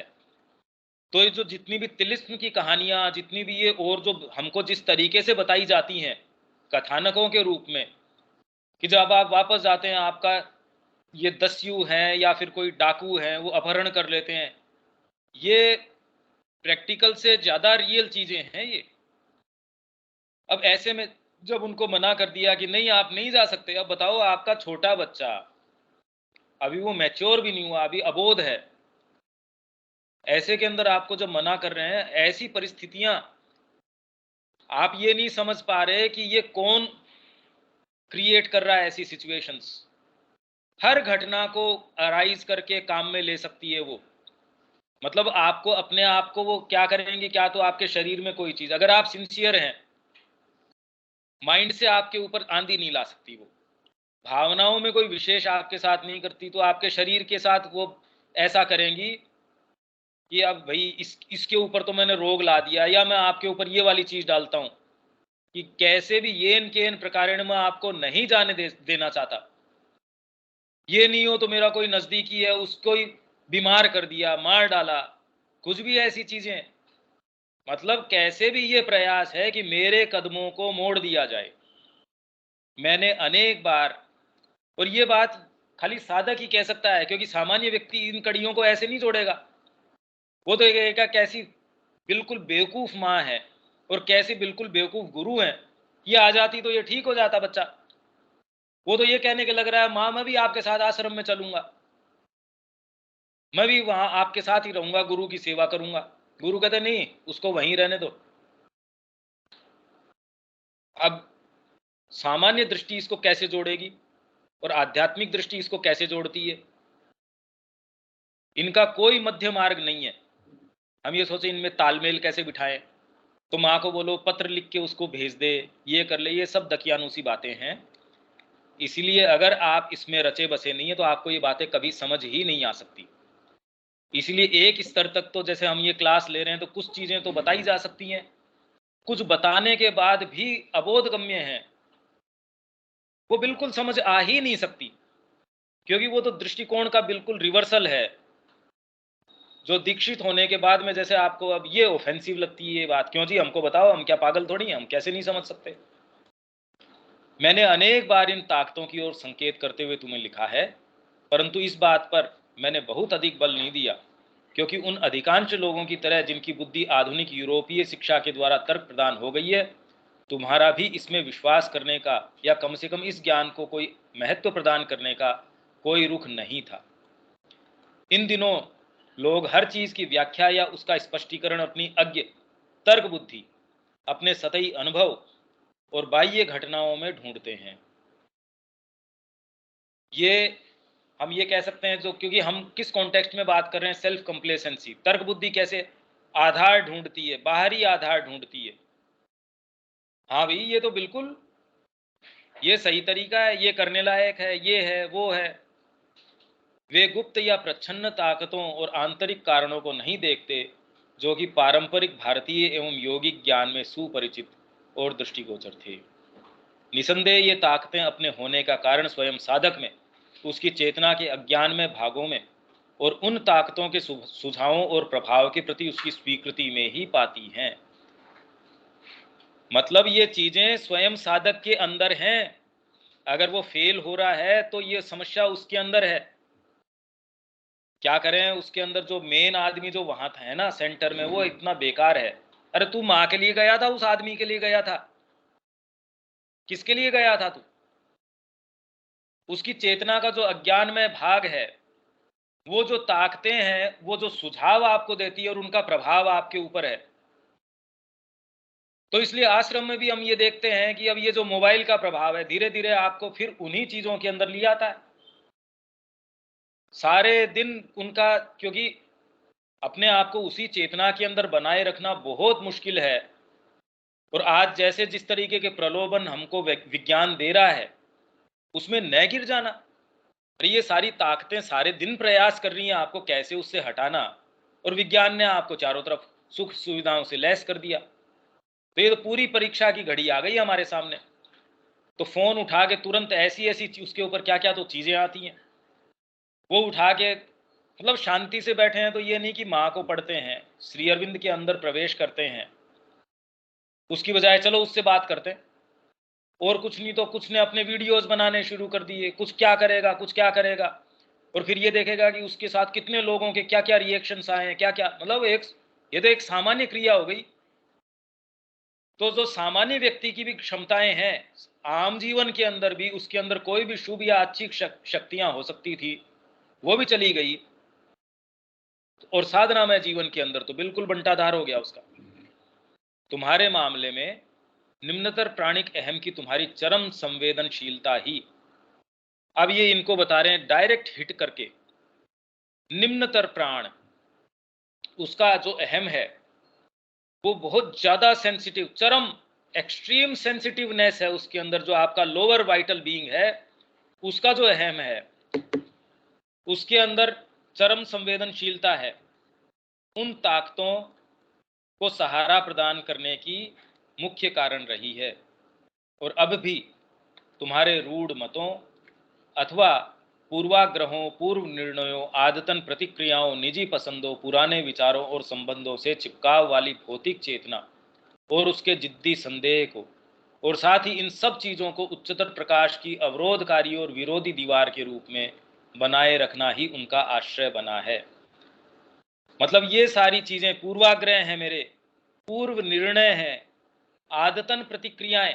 आदतन प्रतिक्रियाएं, उसके पिताजी की डेथ हो गई, ओहो ये तो बहुत बुरा हुआ, ये आदतन प्रतिक्रिया। अरे तेरे को क्या पता बुरा हुआ अच्छा हुआ?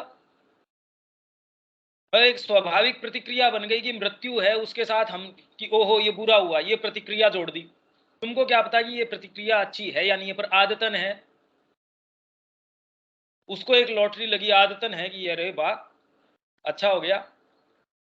उसको विदेश के अंदर नौकरी मिल गई तो एक आदतन प्रतिक्रिया है, वाह ये तो अच्छा हो गया।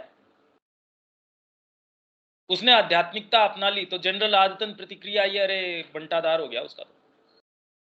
निजी पसंदों, पुराने विचारों, संबंधों से चिपकाव, ये सारे के सारे हैं। और वास्तव में ये उसी व्यक्ति को कहा जा सकता है जो इस जीवन में है, क्योंकि दूसरों को तो ये कहने की क्या आवश्यकता है, वो तो है ही।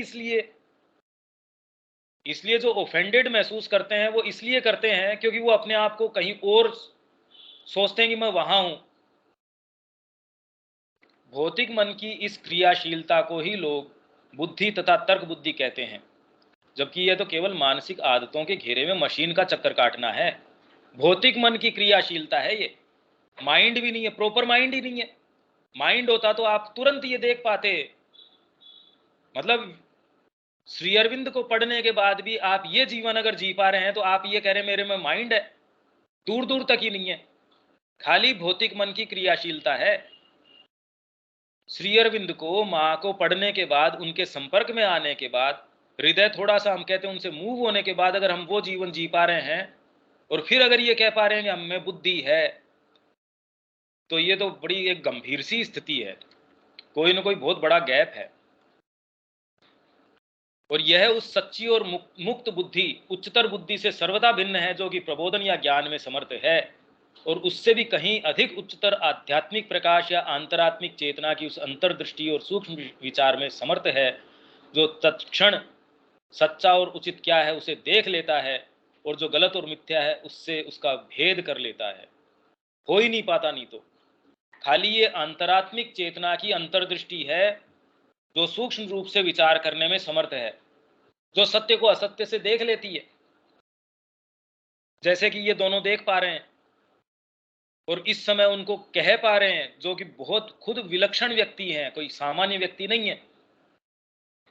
जब भी तुम एक अच्छी स्थिति में थे तब ये अंतर्दृष्टि सतत ही तुम्हारे साथ थी, विशेषकर जब कभी तुम्हें भक्ति प्रबल हो जाती थी, क्योंकि ये तो भक्ति वाले थे ना, भक्ति के में गीत हैं और हैं दिलीप कुमार रॉय। जब साधक उन मानसिक और उच्चतर प्राणिक क्षेत्रों को छोड़कर जिन पर की वह सबसे पहले भगवान की ओर मुड़ा था, ये एक समझने की बात है। आप मुड़ते किस तरीके से हैं? आपको कोई आइडिया पसंद आया, आपको कोई भावना, कोई त्याग का कोई चीज है, उच्चतर प्राणिक क्षेत्र है जिन पर की वह सबसे पहले भगवान की ओर मुड़ा था। वहां से जब वो भौतिक चेतना में उतरता है, अरे भाई अंतरात्मा की बात तो ठीक है, पर आप कहेंगे उनकी बात मेरे को बड़ी गहराई तक महसूस हुई। हम में तो ये तीन ही चीजें हैं बेसिकली, शरीर है, मन है, प्राण है। आपकी अंतरात्मा को अगर अपनी वाणी कहनी है तो किसी के माध्यम से, कोई कर्म प्रधान व्यक्ति है तो वो कहेगा इसमें मेरे को अच्छा लगता है, वो ज्ञान की बात है उसके कम समझ में आती है। प्राणिक व्यक्ति है, उसको कहते अरे मैंने तो ये भर्तृहरि का त्याग देखा, मैंने ये वाला एक्ट देखा, इसको देख के मेरे अंदर ये है कि अरे सत्य के लिए तो जीवन न्यौछावर कर देते हैं। दूसरे को इन प्राणिक चीजों से फर्क नहीं पड़ रहा, उसके मानसिकता विकसित है। जैसे भगवान बुद्ध हैं, उन्होंने कहा ये अगर जीवन का यही सार है तो ये तो मतलब ये देख के तो मैं इस जीवन में तो नहीं जा सकता, क्या मृत्यु सारों की होनी है, सबके बुढ़ापा आना है? तो कोई प्राण की बात नहीं थी इसके अंदर। माइंड ने तुरंत ही देख लिया, क्योंकि धरती के ऊपर आज तक उनसे ज्यादा विकसित माइंड कभी चला नहीं है। तो उन्होंने शुरू में ही ये देख लिया, इसीलिए उनको कभी कोई बीमार है, वो महल में कभी उनके पास ऐसी कोई विभीषिका नहीं आने पाई। जैसी उन्होंने देखा वैसी कौन सी चीज है जिसने टच किया। तो अंतरात्मा भी है, इन चीजों को माध्यम बना लेती है। भौतिक चेतना में जब इनसे मुड़ के व्यक्ति भौतिक चेतना में उतरता है, जैसे मैं उदाहरण दे रहा था कि माँ के पास कोई आया कि मैं तो इतनी दूर साइकिल भी चला लूंगा, मैं 20 किलोमीटर भी चला लूंगा, मैं यहाँ भी सो जाऊंगा, खुले में भी सो जाऊंगा, कोई फर्क नहीं पड़ता। और थोड़े दिन के अंदर जब ये भौतिक चेतना में उतरना शुरू करता है तो ये विरोधी चीजें बड़ी प्रबल और चिपकने वाली हो जाती हैं। और चूंकि उसकी अधिक सहायक अवस्थाएं और अनुभूतियां पर्दे के पीछे चली जाती हैं, जब माँ के साथ आपका जो संबंध था, श्री अरविंद के साथ आपका जो संबंध था, वो जब पीछे चला जाता है, मतलब जब आप चेतना की एक अवस्था के अंदर होते हैं तब आपको सारी चीज रोजी नजर आती है, आपको सब ऐसा बगीचा नजर आता है। और नहीं तो जब आप में ये ग्रजेज शुरू हो जाती हैं, श्री अरविंद को एक विशेष प्रेम था सपोज, तो उनके जाने के बाद उस लेडी के बर्थडे के ऊपर माँ श्री अरविंद की पुरानी धोती उनको दिया करती थी कि भी इससे बढ़िया गिफ्ट और क्या हो सकता है। अब उसके मन में ये कि माँ दूसरी लेडीज को तो नई धोतियां देती हैं, मेरे को ये पुरानी वाली देती हैं। माँ को पता चल गया, माँ ने अगली साल से उसको बंद कर दी श्री अरविंद की धोती देनी। जब उस बाद में रियलाइज हुआ, उसके थोड़े अच्छे मोमेंट के अंदर वो बहुत ज्यादा पछताई, पर माँ ने कहा नहीं नहीं, ये सुप्रीम आपको जो एक ग्रेस आपके ऊपर थी, ये हमारे साथ भी होता है। जब वो मोमेंट्स होते हैं और हम अगर उनसे मुंह मोड़ लेते हैं, वो फिर बाद में हम करते रहो, चाहे वो मोमेंट तो चला गया। तो ये भौतिक चेतना में जब हम उतरते हैं, सारी अच्छी चीजें हैं वो सब शुभ चीजें चली जाती हैं बिल्कुल। और चूंकि उसकी अधिक सहायक अवस्थाएं जो पहले थी और अनुभूतियां पर्दे के पीछे चली जाती हैं, और इसका भान भी उसे कदाचित ही रहता है कि वे उससे कभी थी भी, कि मैंने ऐसे भी महसूस किया था, मैं जब आश्रम में थी तब अरे ये चीजें थी। वो तो आज ये लगता है अरे काश जैसे कोई पुराना सपना भी भूला तो लगभग मेरी स्मृति से मिट चुका हो, वो चीजें ही अब महसूस नहीं होती, वो बातें ही अब पता नहीं लगती, तो उस स्थिति से बाहर निकलना मुश्किल हो जाता है। तो जैसा कि कृष्ण प्रेम ने कहा और मैंने भी उस पर बल दिया है, तब केवल एक ही चीज है, वह है चिपके रहना, लगे रहो दृढ़ता पूर्वक, अर्थात पथ को दृढ़ता से पकड़े रहना। ये आप लोगों में से भी किसी किसी को तो ये सलाह दी गई थी अपने समय के ऊपर कि नहीं, डोंट बज, हिलो मत, रह नहीं पाता व्यक्ति, और बाद में वो आजीवन ये कहता रहता है, पर दोबारा कभी मौका ये नहीं मिल पाता, फिर वो एक से बात दूसरा, दूसरे से तीसरा, बहाना बनता रहता, क्या करूं, अब मैं ये, कुछ नहीं। वो एक सुप्रीम ग्रेस थी।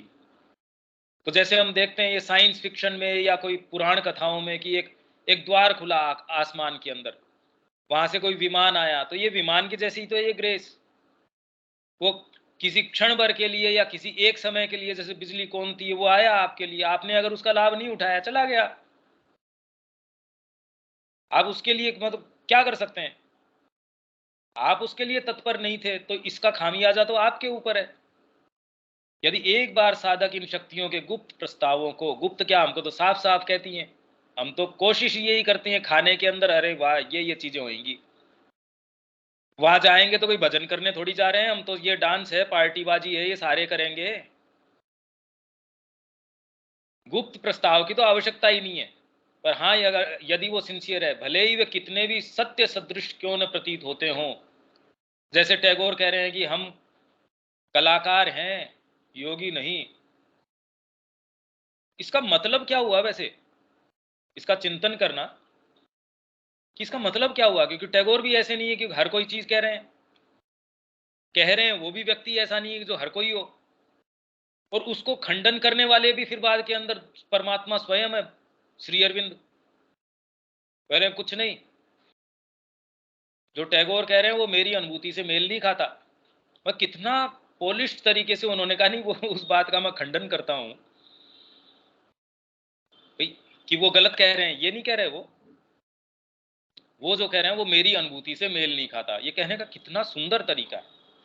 मानने से इनकार करने का संकल्प प्राप्त कर सके और उसे बनाए रख सके, तो ये स्थिति त्वरित रूप से या क्रमशः क्षीण होने लगती है, और इसे पार किए जाने के बाद ये बंद हो जाएगी।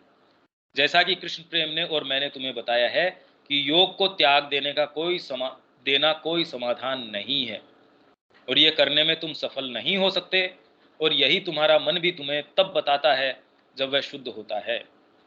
मतलब त्यागने में तुम सफल नहीं हो सकते, योग करने में नहीं। ये मत सोच लेना कि श्री अरविंद कह रहे हैं तुम योग करने में, त्यागने में अगर तुम सोचते हो ये समाधान है, तो उस समाधान में भी तुम सफल नहीं हो सकते।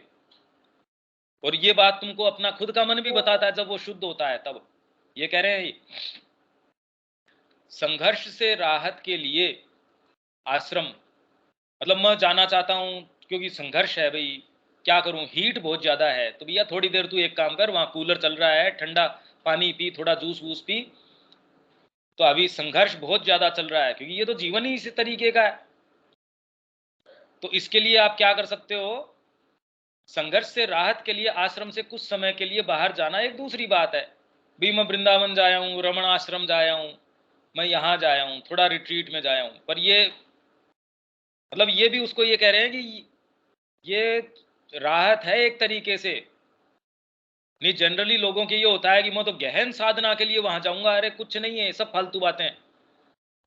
यहाँ अगर गुरु की तुम पूरे समय सेवा कर रहे हो, यही साधना है। वो अगर तुमको जो भी काम बता रहे हैं वही साधना है, नहीं तो सारे काम करके भी कोई साधना नहीं है, खाली अहम की पुष्टि है। हालांकि मैं नहीं समझता कि रमणाश्रम में निवास करना मन की कुछ शांति लौटाने के अतिरिक्त अंततोगत्वा अधिक कुछ सहायक सिद्ध होगा। रमणाश्रम में भी तुम जाओगे देखिए अब इसके अंदर अब श्री अरविंद ये कह रहे हैं कि तुम्हारे लिए रमणाश्रम में जाना अंततः सहायक सिद्ध नहीं होगा। तो हमारे ग्रुप में कुछ लोग अगर इसको इस रूप में रीड करें कि रमणाश्रम अच्छी जगह नहीं है, तो ऐसा बिल्कुल नहीं है। कुछ लोग श्री अरविंद के पास आए, उन्होंने कहा हम यहाँ आश्रम में रहना चाहते हैं, उन्होंने कहा ना, तेरा स्थान वहां है, उन्होंने वहां भेजा। तो इसमें थोड़ा सा हमको माइंड का बैलेंस चाहिए। ये जो उदाहरण दे रहे हैं वो रमण आश्रम की, कोई ये नहीं कह रहे कि वो स्थान सही नहीं है, वो ये कह रहे हैं कि तेरे लिए रमण महर्षि एक महान योगी हैं और अपने ही मार्ग में उनकी अनुभूति बहुत ऊंची है, परंतु मुझे ऐसा नहीं लगता कि वह कोई ऐसा मार्ग है जिसका तुम उतना सफलतापूर्वक अनुसरण कर सको जितना कि अवश्य ही तुम भक्ति मार्ग का कर सकते हो, यदि तुम उससे दृढ़तया चिपके रहो। मतलब ये नहीं कह रहे कि तुम मेरे से चिपके रहो, मतलब कितने बिल्कुल सही तरीके से, अगर तुम भाषा को समझ ना जानो, अब तुम ये कहोगे भी श्री अरविंद ने ये कहा कि तुम मेरे से लगे रहो, तो और ये क्या कह रहे हैं? ये कह रहे हैं कि तुम इतना सफलतापूर्वक उनका अनुसरण नहीं कर सकते, चाहे उनकी अनुभूति कितनी भी ऊंची हो और उनके साथ अपना साक्षात्कार है। उसके बारे में बड़ी सुंदर चीज इसके अंदर बताई है उन्होंने। कृष्ण प्रेम स्वयं गए थे रमण महर्षि के पास और उनको बहुत गहरी अनुभूति हुई थी, इस पुस्तक में ही उसका वर्णन भी है, और कुछ चीजें उन्होंने गुप्त रख ली, उनके साथ कई जो आंतरिक उनका हुआ था वो इन्होंने बताई नहीं, तो वो भी इसके अंदर है। परंतु मुझे ऐसा नहीं लगता कि वह कोई ऐसा, हाँ ये तो हो गया, दृढ़ता से चिपके रहो और फिर अपना खुद का मार्ग खो देने और एक भिन्न प्रकृति के लिए उचित मार्ग का अनुसरण न कर पाने के कारण तुम्हारा दो तिपाहियों के बीच से गिरने का खतरा रहेगा। दो चेयर्स के ऊपर जैसे तुम बैठते हो। जहां तक बंगाल की बात है, अब ये डायरेक्टली उस चीज के ऊपर आ गए क्योंकि शुरुआत अपनी पूर्व में बंगाल से हुई थी। तो सेल्फ कंप्लेसेंसी किस में होती है आदमी की? अरे भाई मैं ये कर सकता हूं, मैं 20 मालाएं जप लूंगा, मेरा ये काम हो जाएगा। तो जहां तक बंगाल की बात है, स्थितियां निश्चय ही बहुत खराब है। हिंदुओं की स्थिति वहां भयंकर है और दिल्ली में अंतरिम सुविधाजनक गठबंधन होने के बावजूद, मतलब कोई इंटरिम कोई गठबंधन सरकार के अंदर हुआ होगा, उसके बावजूद वे बदतर भी हो सकती हैं। कोई उनका कोई समझौता दिल्ली में बंगाल को लेके स्थितियों के लिए कुछ हुआ होगा, तो भी ये कह रहे हैं कि ये स्थितियां और भी खराब हो सकती हैं, परंतु इसका हम पर निराशाजनक या अतिशय प्रभाव नहीं होना चाहिए। बंगाल में कम से कम 2 करोड़ हिंदू हैं और उनका सफाया नहीं किया जा सकता। यहाँ तक कि नरसंहार के वैज्ञानिक तरीकों से लैस हिटलर भी यहूदियों का सफाया नहीं कर सका। मतलब हिटलर ने भी अपने नाजी कैंप चलाए थे, उसके अंदर भी उसने कोई सारों को खत्म नहीं कर दिया, तो बंगाल में खत्म नहीं हो जाएंगे। पर अब ये दलील आज अगर कोई अखबार में छप जाए कि जी श्री अरविंद ये कह रहे हैं कि सारों का सफाया 2 करोड़, मतलब श्री अरविंद क्या 2 करोड़ लोगों के सफाई की बात कर रहे हैं यहाँ? अरे ये श्री अरविंद को आपने तो कहाँ का कहाँ बिठा रखा है, इनकी बातें देखो। आप इस रूप में भी प्रस्तुत कर सकते हो, इसीलिए बवाल मचता है। ये जो कई बवाल मचते हैं,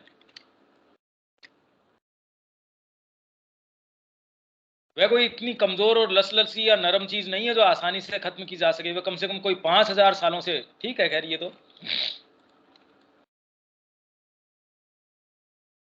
और ये कह रहे हैं इन्होंने, श्री अरविंद ये कह रहे हैं कि मैंने इसका तभी पूर्वानुमान कर लिया था जो बंगाल में स्थिति है, जब मैं बंगाल में था, और ऐसी स्थितियों की आशंका और लगभग उसकी अवश्यंभाविता कि ये होगी ही, और उसके लिए अपने आप को तैयार रहने के लिए मैंने लोगों को चेताया था।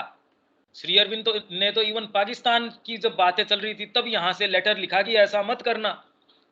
ऐसी मतलब श्री अरविंद लगातार सरकार में अपने प्रस्ताव भेजते रहे और वो ऐसे गधे थे, उन्होंने कभी उनकी बात को ध्यान दिया ही नहीं, कभी उनके ऊपर कान नहीं दिया कि ये क्या कह रहे हैं। हर बार उन्होंने हर स्थिति के अंदर उन्होंने चेताया है। कभी ऐसी स्थिति नहीं है जब उन्होंने अपने प्रस्ताव न भेजे हों, और वो गधे अपने कभी भी कंसिस्टेंट रहे गधे बने रहने के अंदर। उस समय किसी ने मेरी कही बातों को कोई महत्व नहीं दिया। यद्यपि बाद में समस्या शुरू हुई तब कुछ लोगों ने याद किया और स्वीकार किया कि मैं सही था।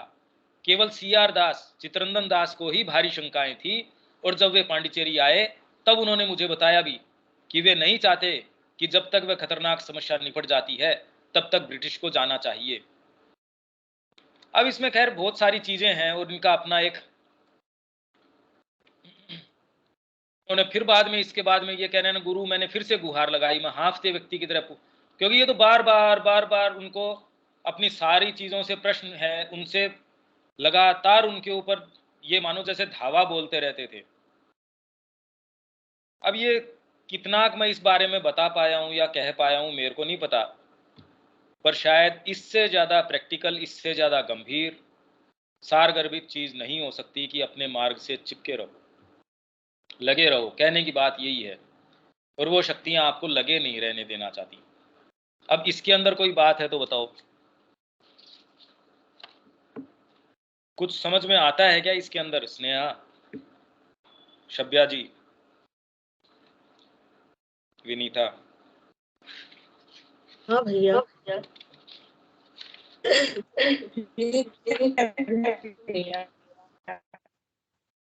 हाँ, पहले स्नेहा पूरा कर लेती। हाँ स्नेहा, इसके अंदर अपने जो एक्सपीरियंस है या इसके अंदर आपके अंदर क्या क्या आता है वो बोलो, फिर बाद में शब्या जी पे चलते हैं। भैया पर मैंने तो ये अनुभव किया है कि ये प्राय जनरली सोच के नहीं ये चीजें होती हैं, एक स्पॉन्टेनियसली होता है, कोई सोच के हम थोड़ी करते हैं कोई भी। कौन सी चीज सोच के नहीं करते? इसमें हम अभी थोड़ी देर पहले पीछे मुड़ने की या आगे बढ़ने की या कोई भी काम की चीज, कुछ भी। इसके अंदर स्पॉन्टेनियस शब्द काम में नहीं आता। स्पॉन्टेनिटी तो आत्मा के अंदर होती है। ये आपके अंदर ऐसे ऐसे भाग हैं जो आपको पीछे आपकी सिंसियरिटी को चेक करते हैं, कहने का मतलब ये है। और वो आपको कह के थोड़ी आते हैं कि मैं आ रहा हूं।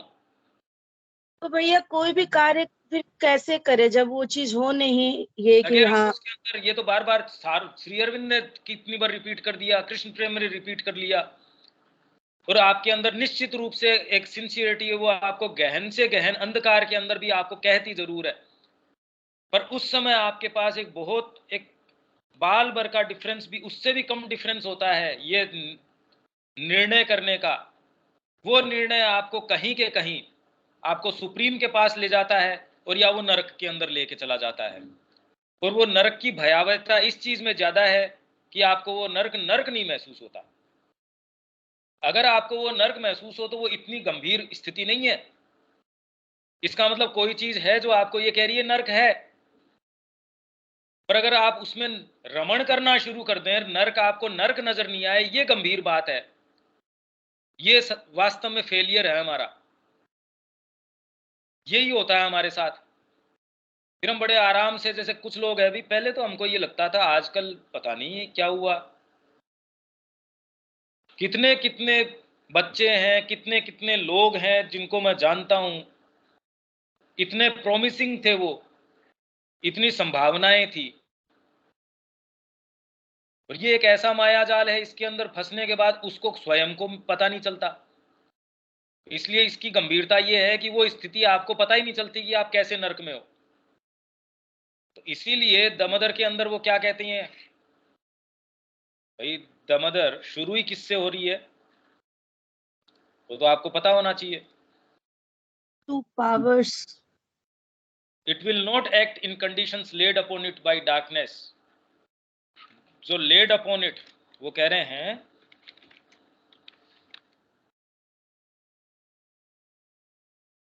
ये मैं आपको बता देता हूँ, और आप सबकी पढ़ी भी है, इसमें तो कोई वो वाली बात ही नहीं है। तो आप ये कहेंगे कि मैं मेरे तरीके से, हाँ मैं कर लूंगा। Supreme grace will act only in the conditions of the light and the truth. मैं अपने आप को लाइट और ट्रूथ के लिए देता नहीं, उसको आह्वान करता नहीं। मेरे दायरे के अंदर लाइट एंड ट्रूथ आ जाए, मैं ये कर लूं। It will not act in conditions laid upon it by the falsehood and the ignorance. कभी आपके ऊपर ये काम नहीं करेंगी। For if it were to yield to the demands of the falsehood, अगर फॉल्सहुड की डिमांड्स को ये यील्ड कर देती, कहने का मतलब, मैंने जैसे कई लोग हम में से बोलते हैं, हम तो बैठ के माँ के लिए बहुत रोते हैं कि देखो ये क्या हो रहा है, जीवन में क्या हो रहा है, हम बहुत पछताते हैं, ये करते, ये सब इग्नोरेंस की बातें, इससे कोई प्रभावित नहीं होता।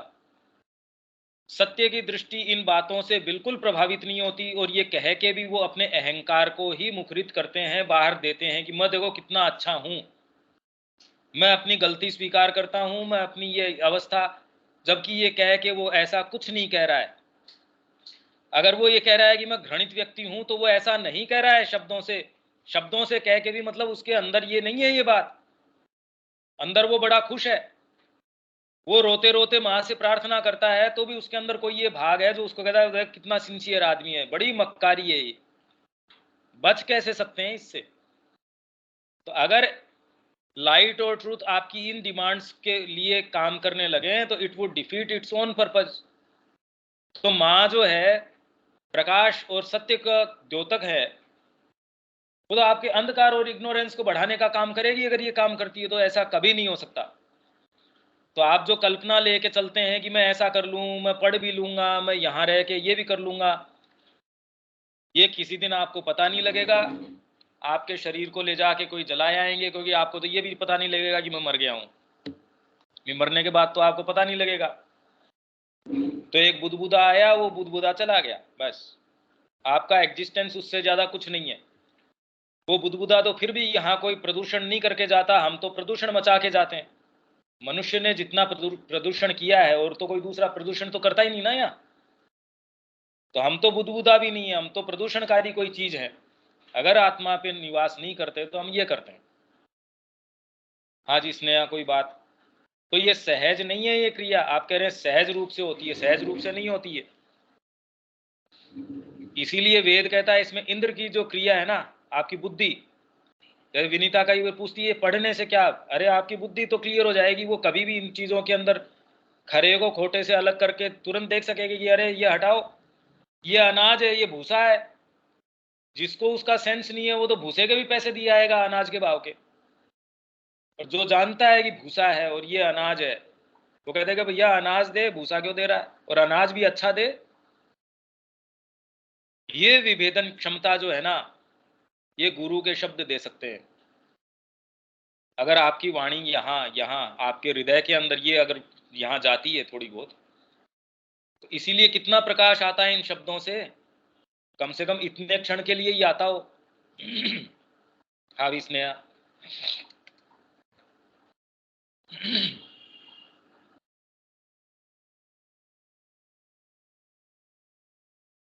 नहीं भैया, कुछ है नहीं, इसको दोबारा पढ़ना होगा।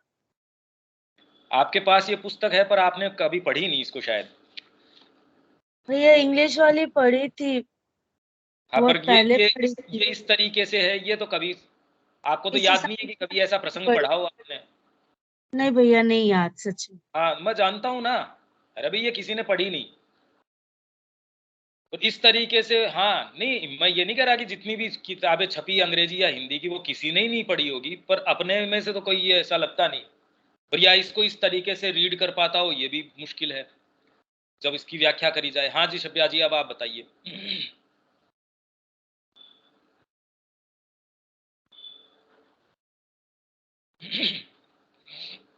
ये सब पढ़ जिस दृष्टि शब्या जी म्यूट है आपका माइक।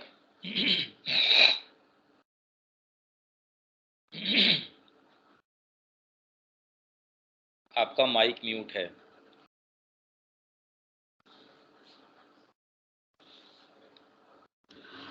शब्या जी।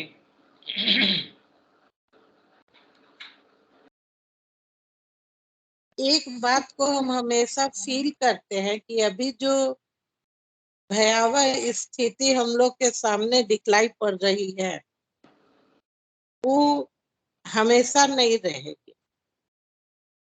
हमको उससे निराशा नहीं होता है, लेकिन निराशा से निकलने का मार्ग भी नहीं दिखता है। जब सब लोगों से सुनने लगते हैं तो डाउट उत्पन्न हो जाता है कि क्या सच में हमारी सभ्यता या संस्कृति खत्म हो जाएगी। लेकिन इस शाश्वत शब्द जो आ जाता है तो विश्वास एक अंदर रहता है कि नहीं, हम लोग का जो है सभ्यता वो खत्म नहीं होने वाला है। नहीं, वो तो हम ये करें या नहीं अब करें, तो श्री अरविंद की वाणी आ गई। विरोधी शक्ति नहीं देखिए, श्री अरविंद की वाणी आने के बाद आ गई। में इसमें हम तो लोग कोई का तो शंका है की बात ही नहीं है। नहीं है। इस अंदर से ये विश्वास रहता है, विश्वास रहता है कि इन परिस्थिति बदलने वाली है। बदलने के पहले जो भयावहता दिखाई पड़ता है, वो स्थिति में भी हम लोग गुजर रहे हैं। लेकिन आप जिसे समझा देते हैं तो हम प्यार से सोचने का तरीका बदलता है, और अपने से पढ़ते हैं तो उतना नहीं ग्रहण कर पाते, खुल नहीं पाते हैं शब्दों में।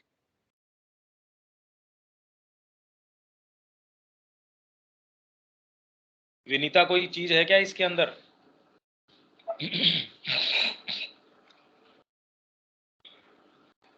भैया ये कहना है कि मतलब अभी तक ये चीज नहीं आई है कि मैं कुछ कर सकता, बस वो एक लर्निंग प्रोसेस चल रही है। जैसे आप कुछ भी कहते हैं कि ये करो, को इम्प्लीमेंट करो प्रैक्टिकल लाइफ में, तो एक लर्निंग है कि हाँ करना चाहिए, तो हमारी थोड़ी आंतरिक चीजें मिलेंगी।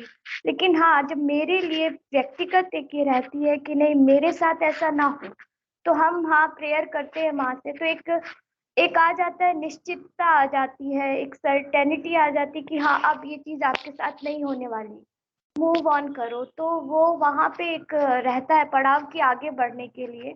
तो वो चीजें जो माँ से प्रेयर करने के बाद वो चीज नहीं हुई, बंद होगी कि ये चीज मेरे साथ नहीं होनी चाहिए, तो वो मतलब एक हो जाता है कि हाँ नहीं होगी वो, तो फिर आगे बढ़ते हैं। अभी नहीं, ये अपने विचारों की बात कर रहे हैं, वो क्या मैं क्लियर कर पाया हूँ क्या? जितनी बात मैं कर रहा हूँ, बात सारा क्लियर है, पूरी अच्छी तरीके से समझ में आ गई है वो जो आप कह रहे हैं। और बाकी तो भाई अगर किसी को आग सामने नजर आ रही है तो उसको कहने की जरूरत नहीं है कि इसके अंदर हाथ मत दे देना, वो अपने आप ही नहीं देगा। अगर वो उसके अंदर दे रहा है तो इसका मतलब उसको नजर नहीं आई, बस, और कोई बात नहीं है। तो अपना काम ये है कि हमको स्पष्ट नजर आ जाए, हमारी बुद्धि इन चीजों से भ्रमित न हो, हम अपने अंदर जितना भी जो बीइंग में जो चीजें लेके आए हैं उन हिस्सों को अपना किसको कहाँ रखना चाहिए। भाई जीवन की सफलता किस चीज में है, आप कहाँ हो उससे फर्क नहीं पड़ता, आप किस तरीके से उनको यथा स्थान रखते हैं। आत्मा को सर्वोपरि, दूसरे भागों को उसके यंत्रवत आप जितना तरीके से रखते हैं, ये एक सफल पहेली हो गई। फिर बाद में ये सफल समाधान हो गया कि मैं उनको मंत्री को मंत्री के स्थान पे, कर्मचारी को कर्मचारी के स्थान पे, राजा को राजा के स्थान पे। तो ये सारा पढ़ के हम अगर उनको यथास्थान रख पाए, ये एक सही चीज होगी, और यही हमारा प्रयास है।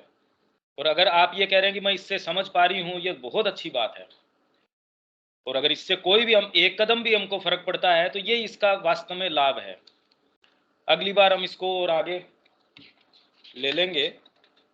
अब मेरे को नहीं पता था आज ये कि इसकी भाई जो रेफरेंस है वो तो तुरंत मेरे ध्यान में आया, इसलिए मैंने आपके साथ शेयर किया है ये। अब इसके बाद में यही आ गया, true self giving and bargaining with the divine. ये तो लगभग हमारा कवर ही हो गया आज। तो अगली बार खाली इसको पढ़ लेंगे कि वास्तव में तो बार्गेनिंग ही बार्गेनिंग है, सेल्फ गिविंग। और ये इससे हम अगली बार अपना पकड़ लेते हैं। आज इसको यहीं हम रोक सकते हैं। ठीक है स्नेहा?